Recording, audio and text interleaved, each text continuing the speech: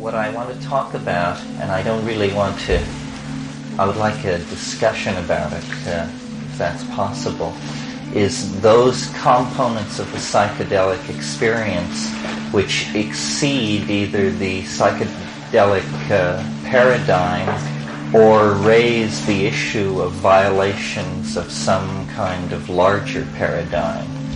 And there are two areas where this is noticeable, and one is fairly common in the literature, and that's the report of telepathic phenomena and that sort of thing, which has been persistently a repressed sub-theme in psychedelic research ever since Havelock Ellis began experimenting with mescaline. And the other thing is a constellation of issues that seem to me related, although they may not seem related to you. And we touched on this afternoon in Stan's talk, which is the question of the extraterrestrial connection, or whatever it is, and what do these things mean. The first thing I want to say about all this is there's been a phrase used by several people, which is the full spectrum of psychedelic effects. People will tell you at what dose the full spectrum of psychedelic effects occurs. Or we heard yesterday that LSD elicits the full spectrum of psychedelic effects. But in fact, there is no catalog of psychedelic effects. And how does one know what the full spectrum is? It's a very tricky matter. What I have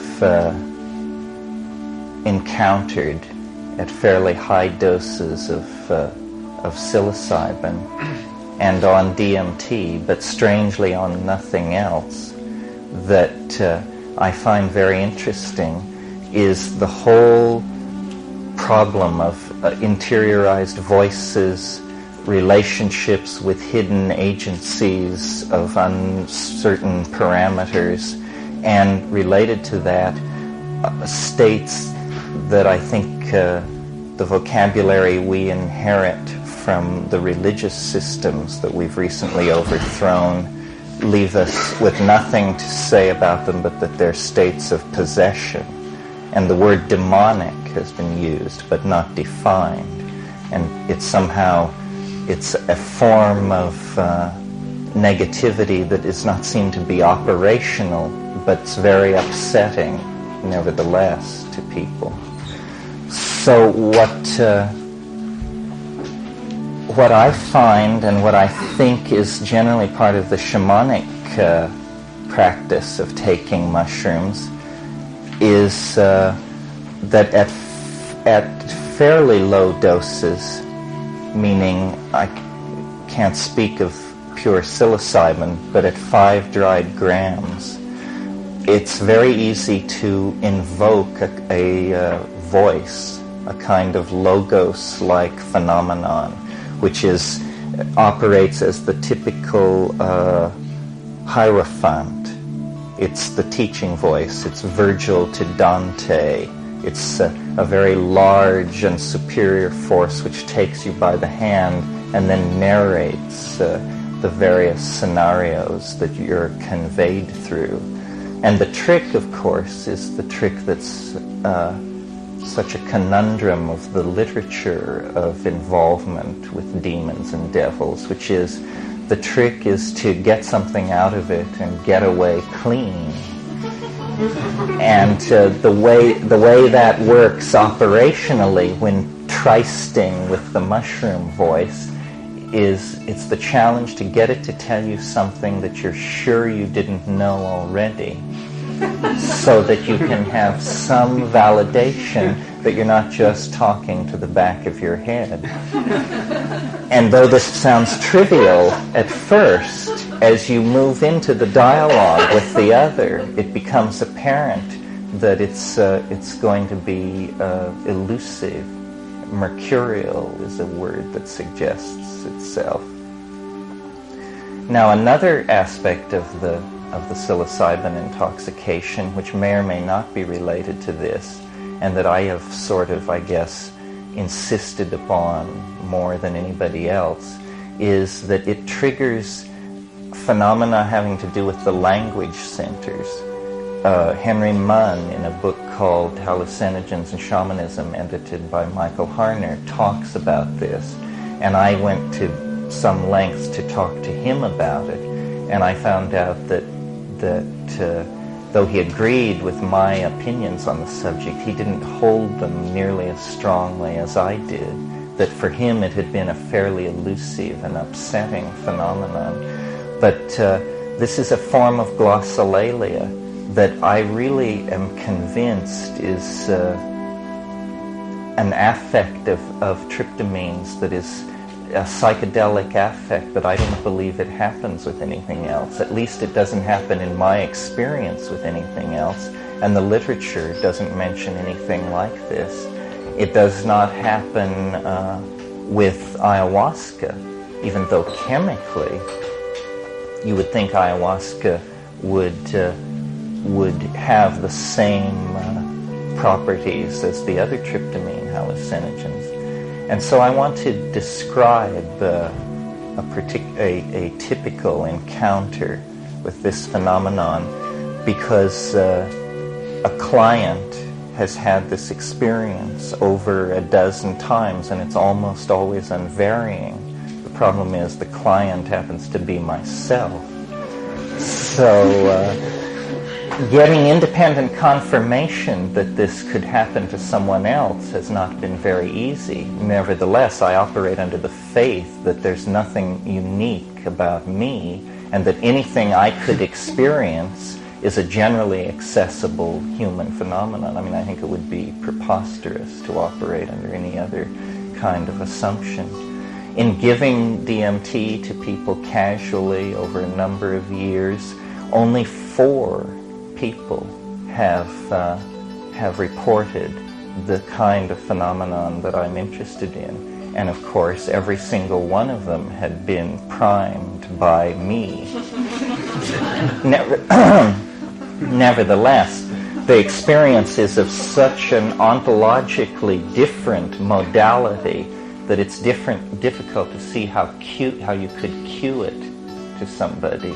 They would have to have it. And what it involves is a transformation of language into something which is no longer sound decoded by brain through the consultation of a culturally validated dictionary, but instead it becomes sound which is beheld and meaning which is beheld.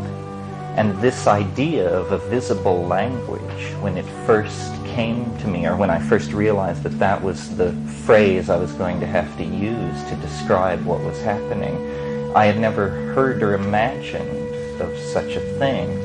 But then I went back into the literature and I discovered that, as usual, the Greeks got there first, or at least in this case, the Jewish Greeks, or the Greek Jews, because in Philo-Judaeus, who was a contemporary of Christ, there's a discussion of what he calls the more perfect logos. And he says the more perfect logos will be apprehended through seeing, not through hearing. And yet it will cross from being heard to being seen without ever going through a noticeable moment when it shifts from one modality to the other. And this seems to be what is happening in the DMT flash when you smoke the freebase, not the hydrochloride, but when you smoke the freebase, you have this spontaneous experience of generating what you identify first as a thought and then as a sound, but which eventually becomes some kind of synesthetic linguistic modality for which we don't have words yet. Telepathy I always conceived of as looking into your own mind and hearing what someone else was thinking. But the notion that telepathy might be someone speaking and producing a three-dimensional object in the air that could be rotated and mutually beheld by the speaker and the listener had never occurred to me. But experiment with the DMT showed that this extraordinary kind of state is actually potentially triggerable again and again. And it is, it's almost as though there is a sensorium of the world, which in order to be reconstructed in the interior horizon of transcendence that is the being of a given individual, the sensorium has to be arbitrarily broken down into its perceptual components of sound, sight, odor, tactility, etc. And normally as it enters the human organism, these categories, which are arbitrary but as old as the human body itself, are maintained. But they need not necessarily be maintained. The incoming sensory data can be recombined in such a way that no trace of the portal of entry is left upon it. And in that case, you get this freely evolving topology of light and sound that is translinguistic. It has a grammar of form, if you will, so that it is not shorn of meaning. It is simply shorn of the kind of particularized meaning that logical necessity imposes on language. Instead, it has an emotional richness, a kind of poetic depth that is not like ordinary language at all, and in fact causes one to think of discussions of primary poetic languages, such as the one that goes on in The White Goddess by Robert Graves, where he wants to suggest that there is a proto-language, an Ursprach, that transcends conventionalized dictionaries, a language which to hear it is to understand it. And I think that this kind of organization of information lies at the basis of the psychedelic experience. In other words, you can think of cultural conventions and human languages as software languages that are historical adumbrations of an assembly language which is prehistoric and probably in the genes and antedates all notion of human conventionalizing of activity, and is actually biologically the basis of language. As I said in the opening remarks, that if you want to see the thumbprint of God in the world, it seems to me the phenomenon of human language is where you look. I mean, human language is a psychic ability. I can make thoughts in your head by simply uttering certain small mouth noises. And the degree of fineness of the images that I can produce in your head and you in mine through the use of small mouth noises is something which we're still exploring. I think that it's well known that the human animal has not appreciably evolved in 50 or 60,000 years, possibly much longer. Once culture was established, the soma of the human species was relatively stabilized. Then change was no longer genetic, it became epigenetic, and you get, just as the stability sets in the animal form, you begin to get this fantastic proliferation of epigenetic change in the form of the evolution of culture, languages, alphabets. It all seems to be related somehow to the encoding of information. And the psychedelic state also seems to be about the revelation of kinds of information which are normally either not efficacious or unavailable for other reasons. And it is not that culture is evolving. The evolution of culture is an epiphenomenon attendant upon the evolution of language. Language is the part of man which is evolving. Culture carries along. At the present moment, we are able to speak 21st century ideas to each other, but our culture is carrying along at about the 1950s level. Nevertheless, it seems to me that this thing which psilocybin does to the language-producing part of the brain is not then some mere affect, some trivial affect of an obscure hallucinogen on a peripheral part of the brain. It means that it is in fact a catalyst for evolution. Because it is a catalyst for the evolution of language, we are not going to move into the future until we create that future through language. And the hardest thing to cause to change is language. It has an immense inertia because it is so unself-reflective of itself. And this is what we need to inject into it, is an element of self-reflection so that the evolution of language can become more conscious and less random. Because it's the non-randomizing of the evolution of language that will give us a real hold on the kinds of social modalities that we want to produce in the future. Now, I don't know if the tryptamine-induced glossolalia will have a major role to play in that. It may be simply one of the many promising scintillas or sparks thrown off by the psychedelic experience that invites exploration. But certainly all of these things, the chanting, the glossolalia, the inner discourses with alien forces, the self-examination of one's own motives, all of these things are linguistic activities and go on in the context of linguistic action. It seems to me that what these drugs synergize is cognitive activities of all sorts. This is why originally they were called consciousness expanding drugs. And this synergy of cognitive activity has to be taken very, very seriously because it's having a massive effect on our society. As individuals, we tend to concentrate on the 6 to 12 hours following the ingestion of a given drug. But the real impact is a societal impact that is spread out over decades.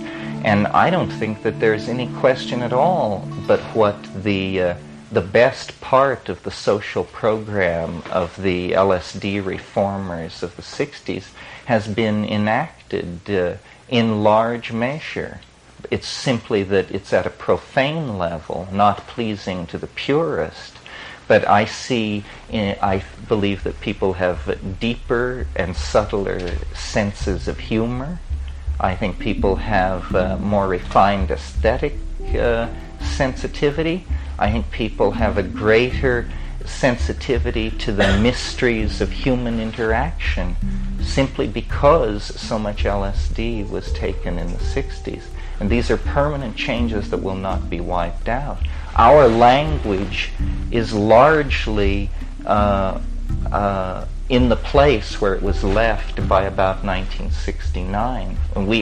But from the period of 1959 to 69, dozens of concepts and notions, ego trip, bummer, flashback, rupture of plane, all of these terms were invented that allowed a handle on the experience. And essentially, the whole 20th century cultural experience has been an effort to create languages of sufficient power to give descriptions of the internal transcendence of being as we experienced it in the present at hand. And Stan touched on this afternoon. The Freudian interest in the repression of desire and the placement of the critical period in childhood. In other words, out of the present, but still within the context of the life of the experient. And then Jung bringing in, trying to say, well, it's that, but it's more than that, and bringing in the notion of a collective unconscious. But it isn't that these guys were describing the unconscious or limiting or delineating the unconscious. It was that they were going through linguistic forms of metamorphosis in an attempt to describe what was a black box, which essentially I think still eludes them, because though the Jungian model was fairly satisfying, I think by, we'll say, the middle 40s, it was just at that time that then these psychedelic agents began coming on. And what they show is that if we keep the Freudian term, the unconscious, then huge portions of the unconscious seem to have very little to do with human beings, individually or collectively. And that large portions of the unconscious present themselves more like a topological manifold.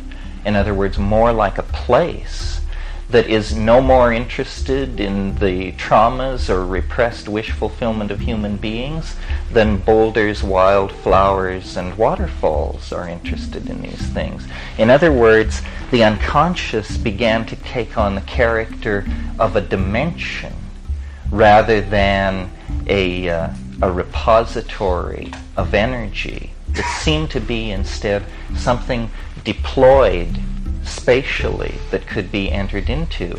And immediately, of course, the literatures and traditions and mythologies of the world were searched, and we discovered, yes, shamanism. There is a tradition of a therapeutic practitioner who, in order to cure his patient or himself, goes to a place. And then there are many descriptions. It's either an ascent through cosmic levels or a descent into an inferno or into the center of the earth or into a cavern. But the stress was on the spatial metaphor, that it was a place. And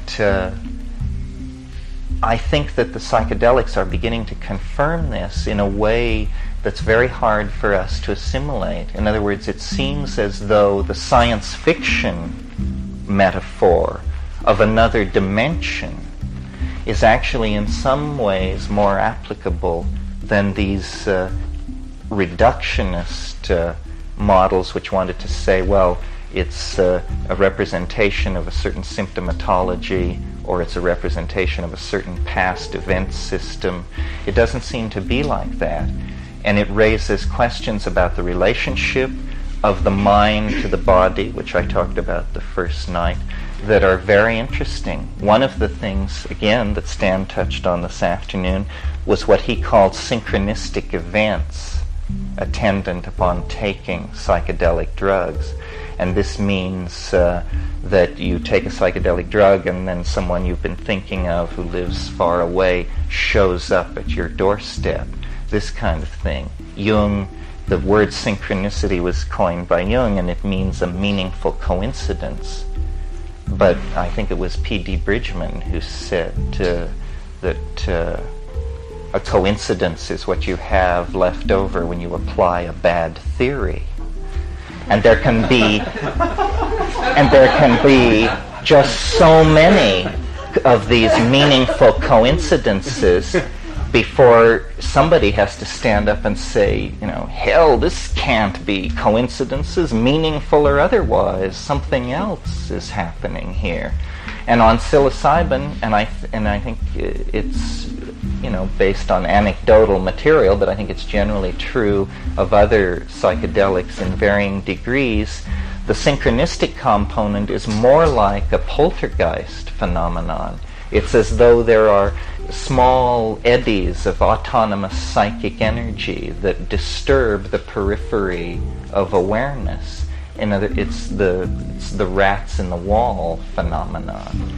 The scratchings, the rustlings, fire flarings need to be studied. The phenomenon of people lying on floors silent for hours and then sitting up at the very moment that the fire flares, the window blows open, the baby cries, almost as though there are waves of compression, of coincidence, connectedness. What is it? I'm not sure. Coincidence control. Something like that move through a modality.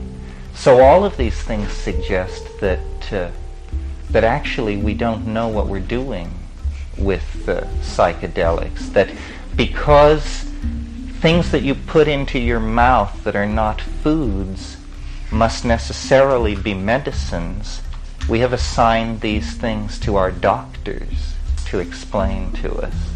And I noticed in the first talk this afternoon, it was said, well, there's the schizotoxin, the theory that, the psychotomimetic theory. Then there's also the theory that these things induce religious experiences. But so did the psychiatrists who figured this out immediately step aside and make room for priests? Or what was the conclusion of that model of how it should be done? So I don't think they are, I think it's odd that our reaction to them was to immediately say, well, if you're dying of cancer, we'll give it to you. If you're seriously neurotic, you can be put on the waiting list. Everybody else hit the streets if you're interested. There is this notion, that what we all experience is mental health, and certainly doesn't require any drug intervention because it in fact is normality. But Jung and others have had, the idea of an open-ended process, that there is an unlimited potential for understanding and for coming to terms with being in the world and for opening up to other people.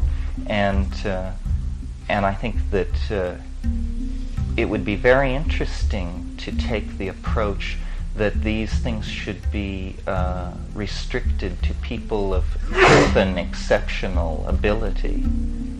That going along with winning the Nobel Prize was your license to possess and take psychedelics and to hand them out to your friends. It's interesting that when this was all being hashed out at the very beginning, it was Aldous Huxley's notion that this is how it should be done. He said, engineers, artists, diplomats, administrators, people must be exposed to these things. And then somewhere along the line, I think personalities arose with messianic tendencies, and the notion became that you would count success in millions of followers rather than in the quality of the people who were taking it. And that proved a sad thing, because the society in which that conception arose had a demographic bulge in the 12 to 30-year-old group, and it just all ended rather badly. So as I said at the beginning, there's no conclusion about all of this stuff. It is the frontier. There is a very large frontier. We're very fond of the notion of an ever-expanding sphere of understanding. But has anyone stopped to notice that if you have an ever-expanding sphere of understanding, necessarily the surface volume of the frontier of the unknown becomes larger and larger? So, it's like building a bonfire bigger and bigger to convince yourself that there's an awful lot of darkness. So I think, the key to getting around the cultural momentum that has placed us in this position is to return to the Baconian method, which is simply the collection of facts and the examination of them until patterns emerge, and that then the major datum for thinking about the psychedelic experience, it should be the experience. And that the pharmacology and all of these things, they will elucidate operational details of how these things function at the wetware level, but they will never elucidate the component which is beheld by the experient in confrontation with the drug. In fact, it's silly to demand that of them, because that's not the kind of information that they are able to deliver. In fact, no system of thought is able to deliver that kind of a description. That has to come from the individual. And that's why I am fond of speaking of these things as deconditioning agents, because what they show you is that, each man, each woman, their own Magellan. You need no longer participate in a pyramid of information where it's filtering down to you from the scientific, medical, governmental, and military elite, being explained by CBS, NBC, Newsweek, and Time. You can discover actually that the adventure of being is not a cultural adventure, it's not a societal adventure, it's a personal adventure. And that this is what you really need to be involved in.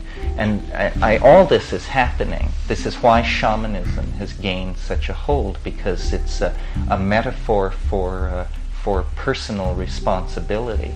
And I think we all take personal responsibility for the evolution of our worldview. Psychedelic people, I'm referring to, take responsibility for the evolution of their worldviews.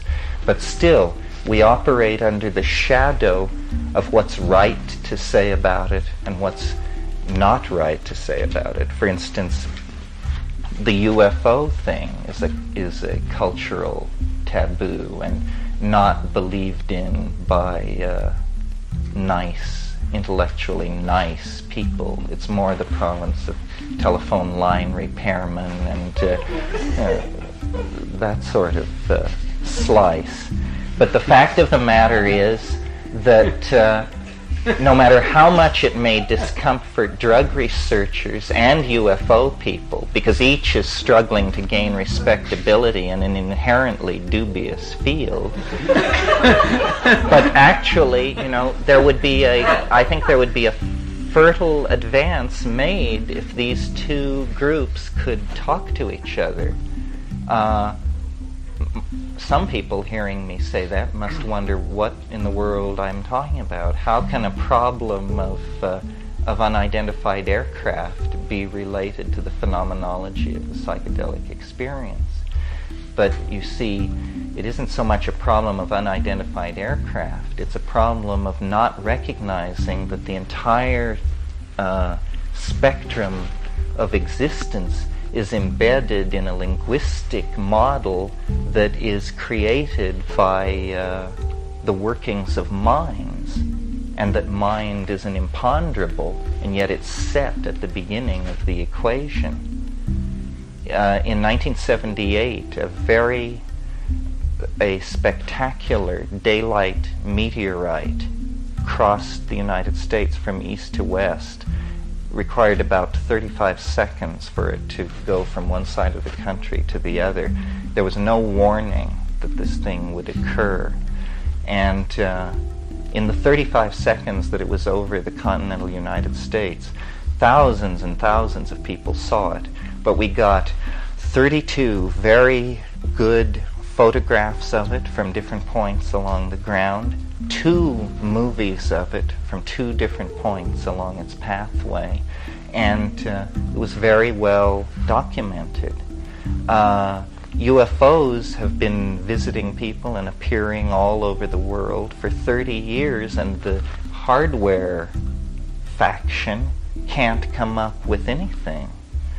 So it seems clear to me that what we're dealing with is a kind of mass psychic phenomenon of some sort.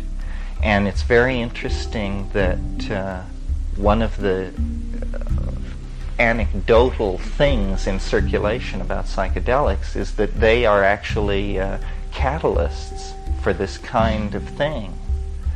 And what this means is not clear, but it should certainly be investigated. I mean, if there's a chemical agent which can repeatedly trigger a phenomenon that bizarre, it should be looked at.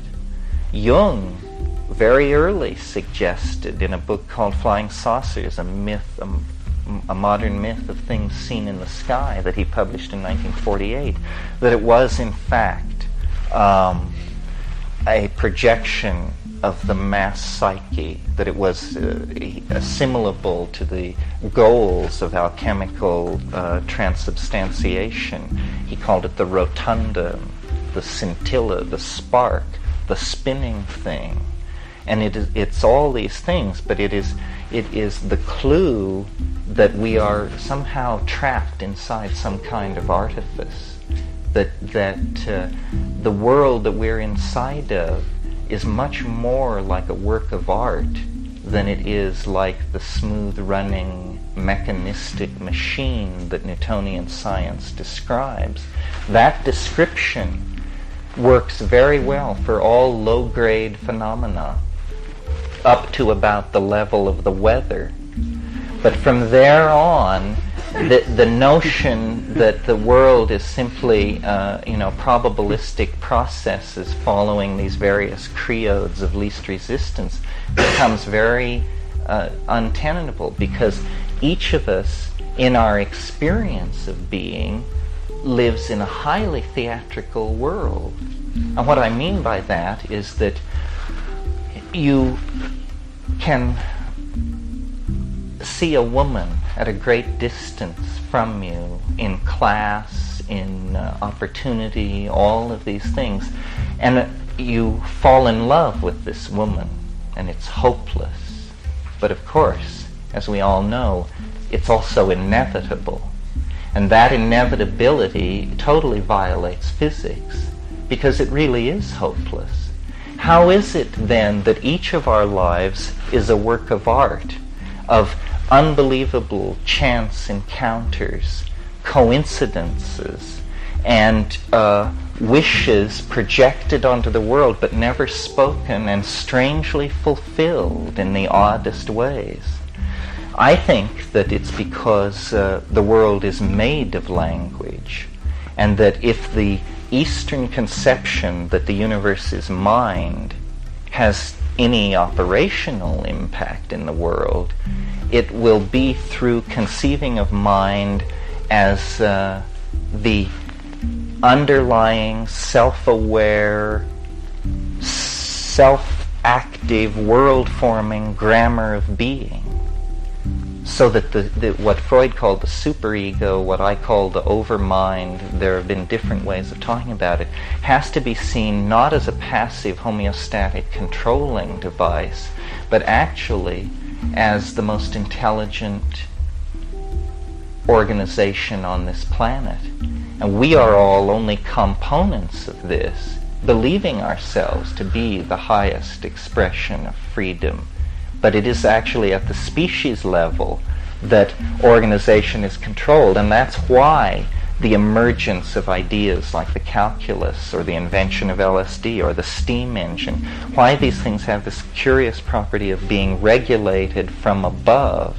It's because the world is not nearly as chaotic and random as we suppose. We are actually trapped inside a giant organism, and it is not Gaia. That's a much larger organism. We are trapped inside a large organism, which is the human collectivity.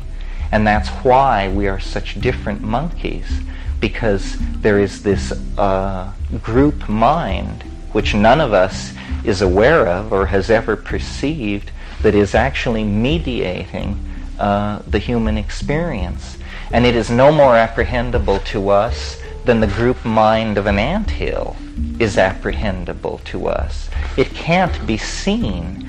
What it is it's an interlocking set of conventions, linguistic directions, genetic components, assumptions, and what, for lack of a better word, you would call innate tendencies. And these things which we wear as the clothing of our specieshood are actually the constraints directing us first one way and then another.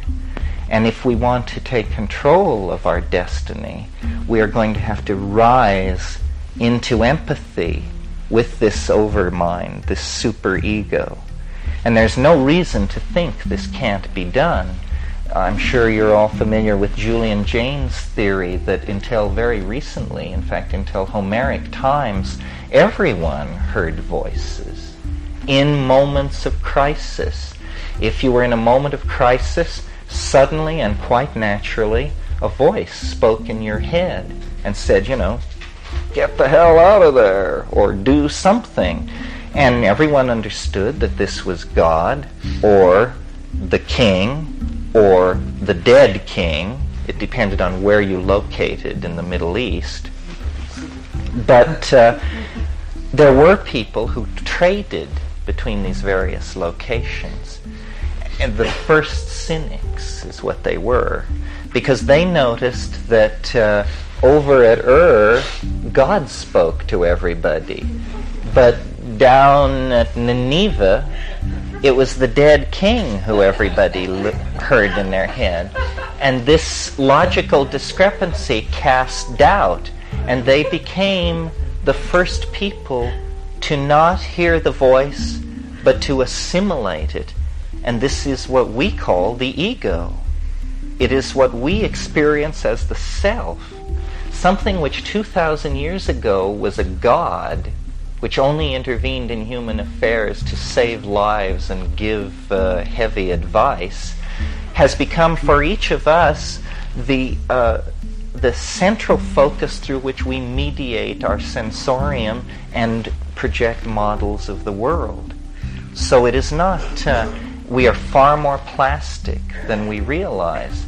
And I think what Stan was saying tonight about how the goal is to be in the, I forget the term, the hylolytic, the matter-oriented side of it, but to have this awareness, a complete awareness of the other side, so that you are simultaneously locked in Newtonian space-time and the parameters of the situation, and you are simultaneously liberated into a complete awareness of the other potential.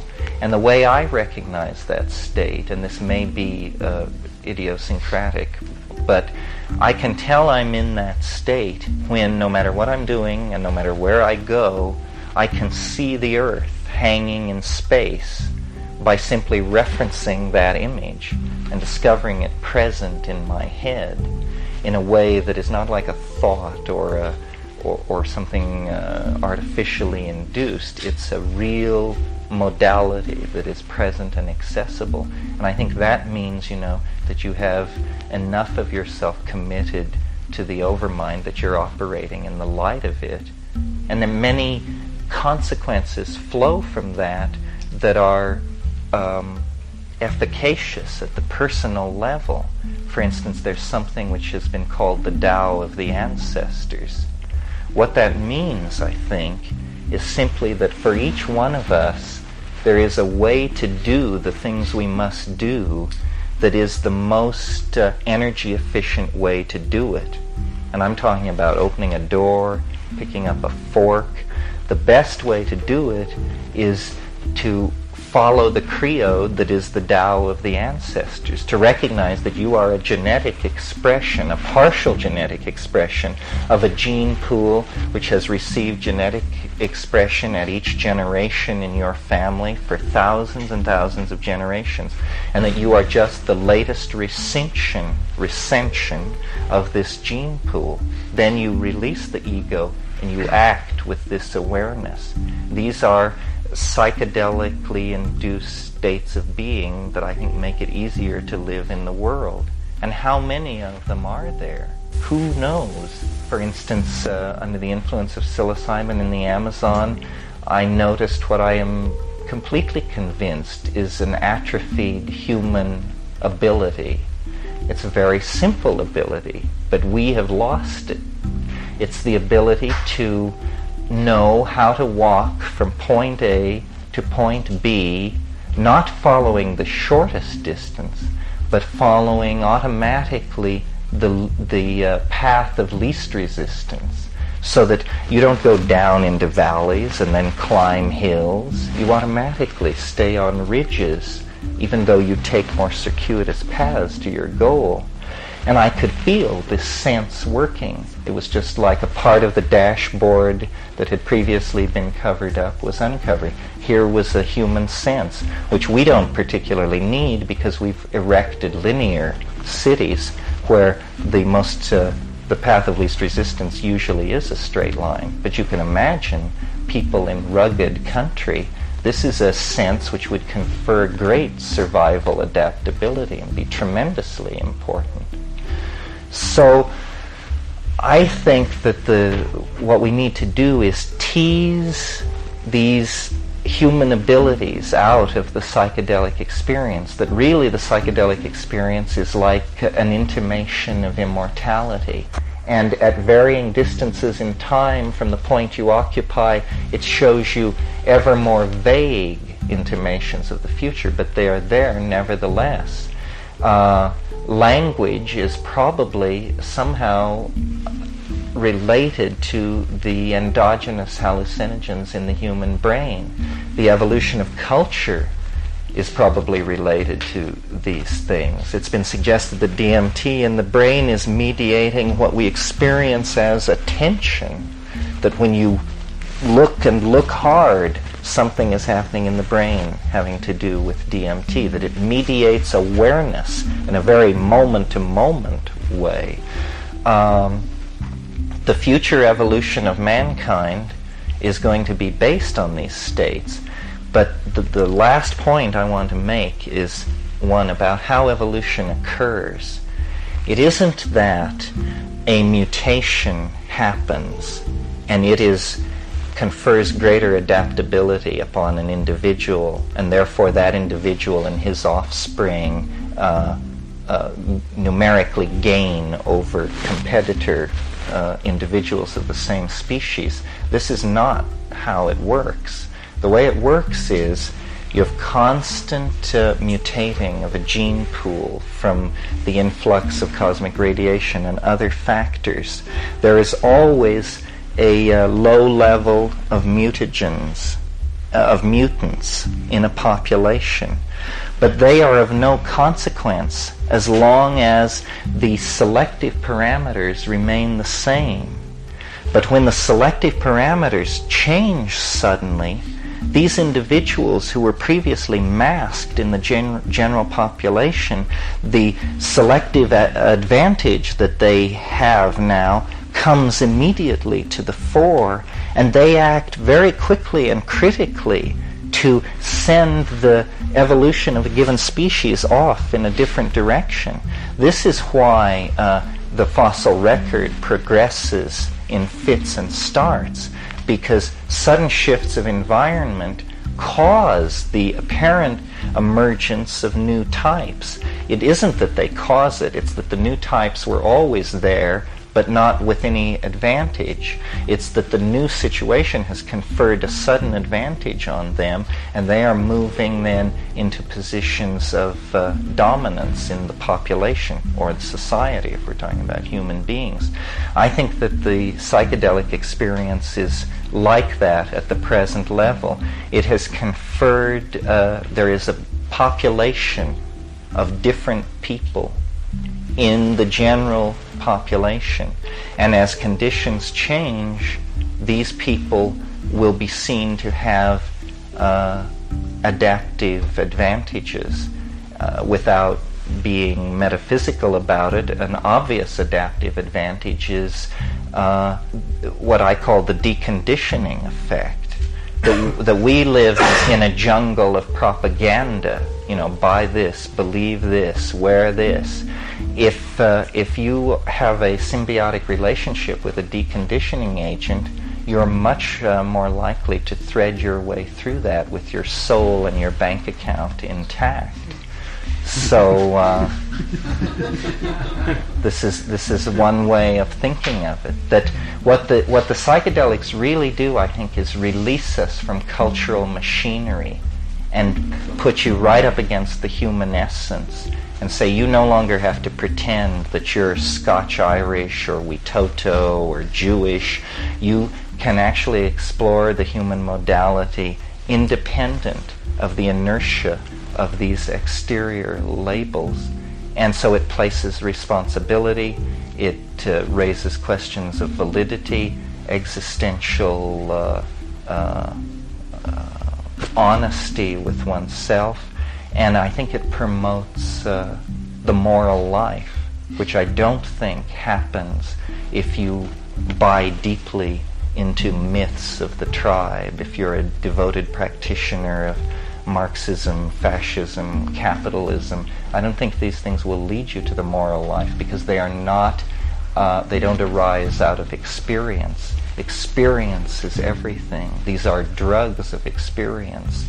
It's very important to take the moment seriously, reincarnation and all these things aside.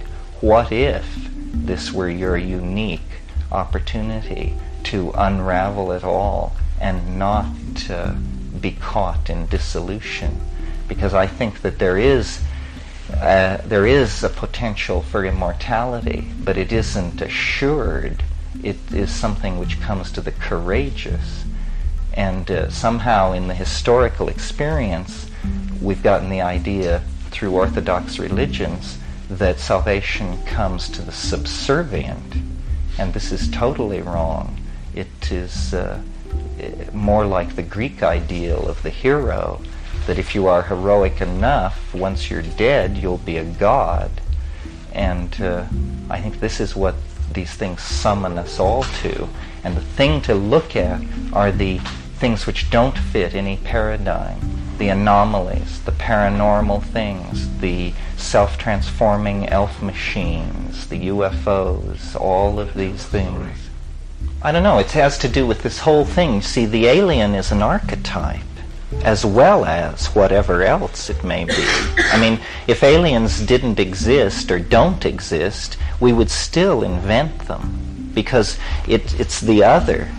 You know, I've made the metaphor that we have arrived at some kind of collective puberty, where we now are fascinated by the notion of a non-human partner. We're obsessed, as an adolescent is obsessed with sex, we're obsessed with the notion of alien love. We want this, and yet we have all the feelings about it that an adolescent brings to the early sexual experiences. It seems like an abyss, a devouring, a kind of giving up, impossible. And yet our historical development has led us to the place where we now realize this is possible. It's like finding out the facts of life. The facts of life are that there could be a girl next door. And now, who's an alien, of course.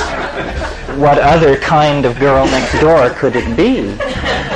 So then, there's a girl next door. And so it's not all the talk about the wonderful technical benefits that we would reap and all this, and is obviously, it isn't that. It's an erotic fascination with the notion of the other that drives us. And perhaps this is why in the psychedelic experience the alien emerges so fully and completely, because it is a repressed notion. Although I've noticed in the history of the phenomenology of UFO contacts, the theme, it was first a light in the sky, then we had all these exotic abductions, and then in the last 4 or 5 years there are more and more persistent stories of sexual relations, pregnancies, this kind of thing. Well, this obviously means that, you know, we're growing up, we're getting older, the pressure is on to come to terms with how this thing is going to present itself. Yes. So, it's hardly respectable to say these things anywhere. I mean, fortunately, I work for a living, so I can say these things. But the amount of anecdotal material that would come pouring forth if these things were stressed, I think, would shock everyone. And somehow it has to be taken out, and this is a really sensitive issue that it is very hard to talk about. How can such a screwy notion be taken out of the hands of squirrels? In other words, we have no shortage of people assuring us that aliens of all sorts are channeling left, channeling right, this, that, the other thing. The problem is the reverse of the problem in radiotelescopy, where they search the skies and get nothing. Our problem is just a cacophony of hysterical claim-making. Where do you begin? The Urantia book, you've got the Nine, you've got all kinds, and this is not a new phenomenon. It's, you could choose your point, but certainly since the onset of Theosophy and Alice Bailey's school, and there's been a lot of channeling in the 20th century. So the problem is one of filters. Which aliens do you believe, and how do you tell garbage from the real thing? And I think this is a problem for information theorists. It's a poker playing problem, essentially, and shouldn't be difficult to solve if we apply ourselves to it.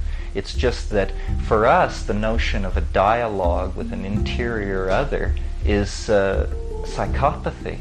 So we're very leery of that, or we're very something of that. Albert or Menster? Anyway, I noticed that Sasha, when he described the phenomenology of psilocybin, didn't say a thing about self-transforming elf machines or whispered messages from gods and demons. He did mention demons. So you're free to believe that this is the raving of an unhinged mind, but being a Jeremiah figure is a great tradition, and they usually have the last laugh.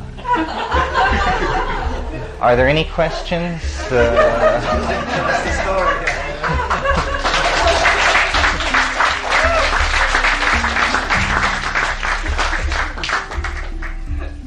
Really could be the language before we tried to build the Tower of Babel.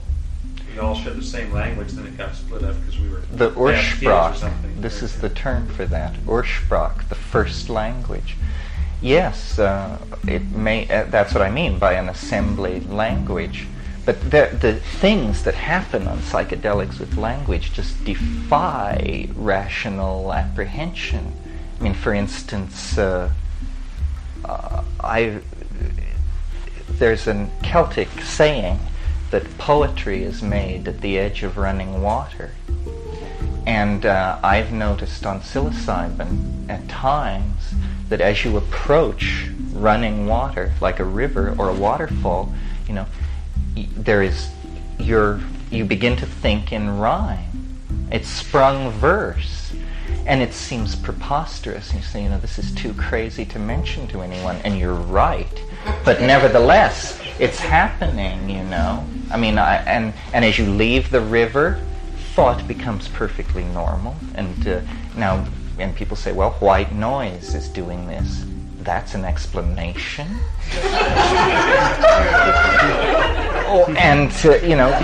Or you look at historical phenomena. Muhammad, it turns out, spoke in verse, and it was considered a sign of election. Glossolalia with shaman is not that rare. Spirit voices. It happens without drugs all the time. Yes, although I don't know if you know this book by Sylvia Goodman called Speaking in Tongues, which is, as far as I know, the major work in English.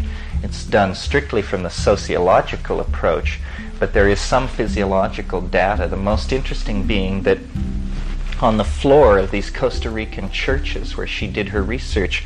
After these sessions, they would measure pools of saliva 18 inches across, deposited by single individuals. Also, what was going on was there was a lot of hyped up, hallelujah type stuff, and then someone would fall into the glossolalia and utter a burst of it, and then be almost like a post-epileptic situation, and they would turn to the people around them and say, "Did I do it? Did I really speak in tongues?" This is not what the DMT glossolalia is like. What it is, and I'll take a minute and describe it because... You have a recording? Not with me. But I'll describe how it comes, because I think people often say to me, well, I took mushrooms and nothing like that ever happened. Well, the first time it happened to me was the first time I smoked DMT, and I'm not sure that it would happen on psilocybin if you didn't have a lead into it. You have to invoke it. In other words, it isn't that psilocybin causes it, and this is interesting. It's that psilocybin carries you to a place where it is possible, given several other things which seem to be necessary. So psilocybin is necessary but not sufficient for this phenomenon. What else is required is a thing which is sort of hard to describe, but it's an attitude of expectation. It's an attitude of being on the verge of communication even though nobody else is present. In other words, you have to invoke it. And that word, strangely enough, has a history related to demonic summoning and that sort of thing. But that's what you do. You invoke it. You feel the load of the psilocybin, and you say, aha, it's enough now. And then you you try it, and you do this by consciously speaking gibberish. In other words, what seems to be happening is that you have to release your brain's expectation that sound will have meaning. Because when we all speak, the words have a meaning attached to them, or else there's something wrong with you. But if you will speak gibberish for a moment, just for a moment, it's like priming the pump. And the break then is made with whatever connects language to meaning, and language begins to flower and to take off and to develop these abstract modalities that are free of association, but that are obviously highly ordered and grammatical and going through complicated, it's like a sonata. And in fact, it's led me to suggest that probably language existed thousands and thousands of years before meaning. That this is what monkeys, these evolving monkeys on the brink of self-reflection, did for each other as a form of entertainment. It's not as much of an energy drain as chanting and singing. You just carry it on at a conversational level, but it's word music that can very, very fine nuances of the stuff it's manipulating, which is not meaning, but whatever it is, this topological manifold, very fine nuances can be imparted to it by these small mouth noises. And is it anything like what babies who are about to learn to speak do? They carry on these things, and it sounds like a language that you just don't understand. There's all this inflection, and it sounds very intelligent. If you could just kind of catch it. It's like that. It is very close to actual language. It's like that, only more so. Only more complex. Like one of the things that seems to be going on is there seems to be more phonemes than are actually in any human language. I mean, isn't it that there are 52 phonemes and no language known has more than 41 or something like that? But because if you do this for a while, and it's so much fun, it's a kind of ecstasy to do it, that there's no reason to stop if you're alone. After you've done it for an hour or so, your face, your mouth, is just hanging down to your waist. I mean, it's like you've just done something to the whole front of your head, and all the musculature has dissolved because you've been making all these sounds that you never make. And the whole front of your face feels different. So every language has a set of coded mouth positions which are expected and easily facilitated through use. Is somebody else there to hear it? No, there's rarely somebody there to hear it when I do it. Well, I sometimes wish. Is it easier, in other words, because I got the impression? Oh, I don't know. I mean, for instance, I'm very shy about it. I feel like it's a very personal thing to do, so that it's hard for me to do it in the presence of other people. But this is just perhaps my personality or my association with I it. think you're a better speaker than he. Well, here's what I think it is. And Henry Munn made this point in his article.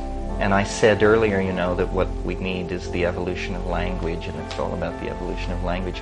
Yes, it's a continuum. And as I guess it was here, or it was somewhere recently, I said, it begins as clear thought. It moves into eloquence. It then becomes charismatic. At that point, if it goes any further, it will be called demonic possession, because it's happening too much. You're not supposed to be that compelling. You're not supposed to be that powerful a speaker. And if you stick with it past demonic possession, it becomes these objects. It actually crosses over and becomes the topological modality that I mentioned.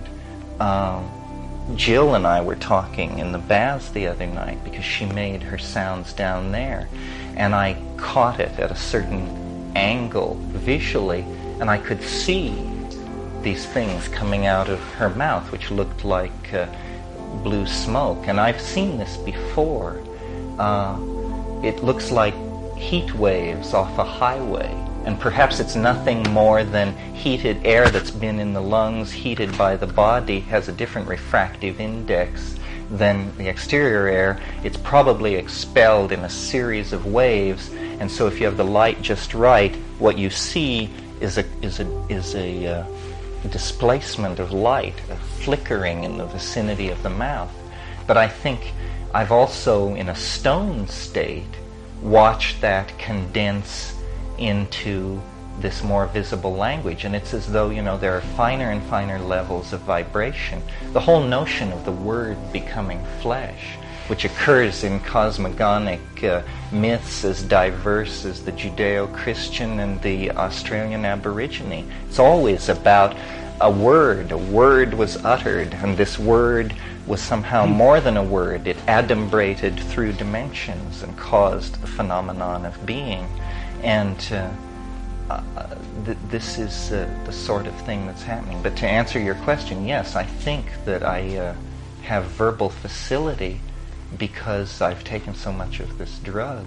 And maybe I had a tendency toward it at the beginning, being Irish and not given to hard work. But nevertheless, it definitely does this, and it does it temporarily. Like when you take psilocybin, if you actually try to do what we call raving, which is, a high-speed soliloquy, but the raving can just go anywhere, and is, if it's true that what we are creatures of information, then this is very interesting, that it synergizes this ability. Everything that we are doing is informational deployment. I mean, we take in raw materials and we excrete manufactured objects, which are essentially ideas. We take in air and we expel words. Everything we do is about stamping higher orders of information on unorganized lower forms of raw material. And it's it's moving out of us, moving out of our bodies. This technical engine that we have created of computers and scientific institutions and rapacious government agencies and commercial concerns, it has a life of its own. It's defining what humanity will be for itself. It's a war about language, about, Joseph Goebbels was the great 20th century thinker who understood this more clearly than anyone else and set the tone, set the rules of the game, so that the deconditioning effect of the drugs, the introduction to alien modalities, the glossolalia, the accessing of the vision state, all of these things have to do with information and the life of its own that it is taking on. And we are like the privileged observers of this. It's as though, no less a psychedelic voyager, researcher, and bon vivant than William Burroughs said, English is a virus from outer space. And that's what I've been trying to say, and now I'm finished.